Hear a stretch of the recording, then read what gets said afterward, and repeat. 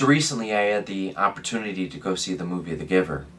It's a movie that's based on a book by the same name that was written in 1993. And the story offers us a question that has been truly pondered by writers as well as philosophers over the years. It's the question of whether utopian society is A, possible, and B, is it the best type of society out there? So this book, in this movie, the storyline starts off with offering us a bleak picture. And I'm going to stop right here and just say that there's a possible spoiler here if you want to go read the book or see the movie. But basically, the movie, starting off with this bleak picture, this black and white picture, starts off by showing us this rather robotic society. Everybody is given a task. Everything is really rigorously organized. And basically, once you reach a certain age, the government will assign you to a particular job.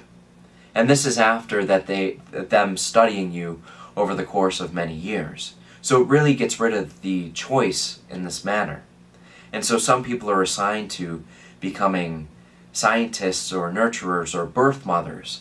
Some are assigned to becoming teachers or drone pilots, and as well as farmers.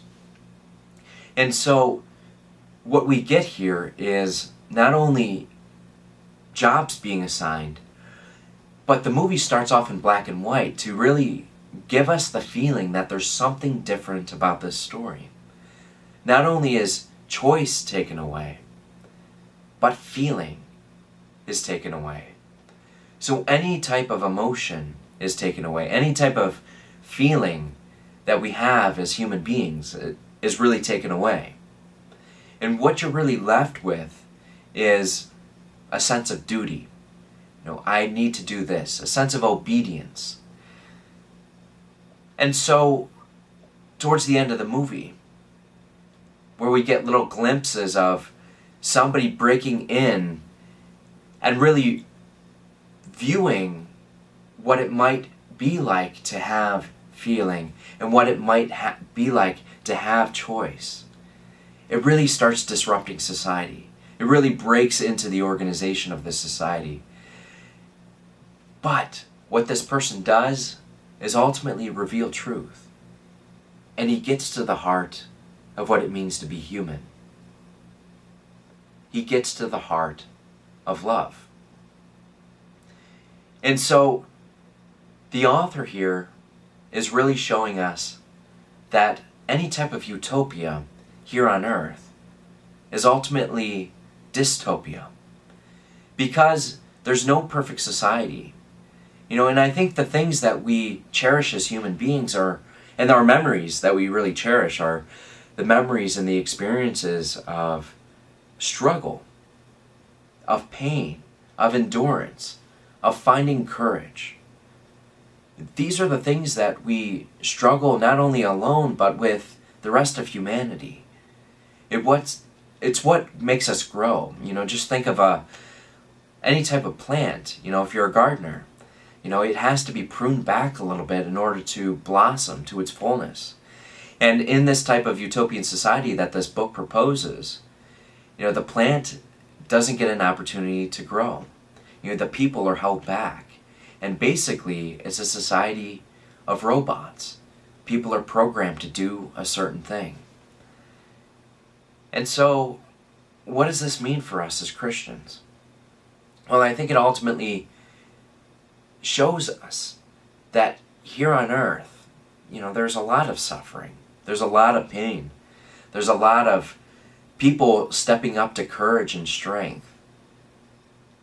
But it ultimately shows us that our God entered into this situation. That Jesus Christ became incarnate.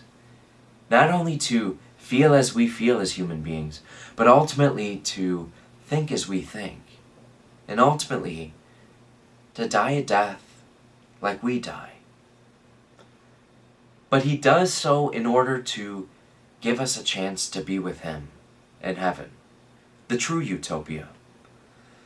There's nothing that we can think of here on earth as human beings that's perfect bliss. That's a perfect society.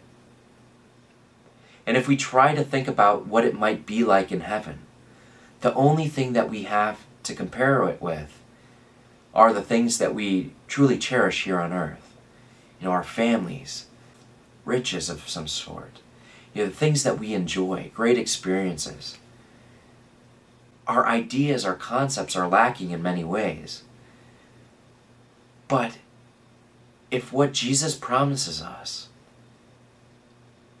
is much, much, much, much better than anything that we experience here on earth, any good that we experience here on earth, it's truly a place that you might want to be, that I think we ultimately want to be, after we die. And after living a life of sin and pain and suffering here on earth, we really have something to look forward to.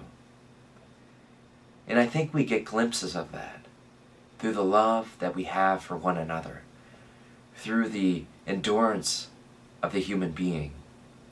And ultimately, Jesus Christ on the cross shows us that endurance, shows us that strength, and shows us that love.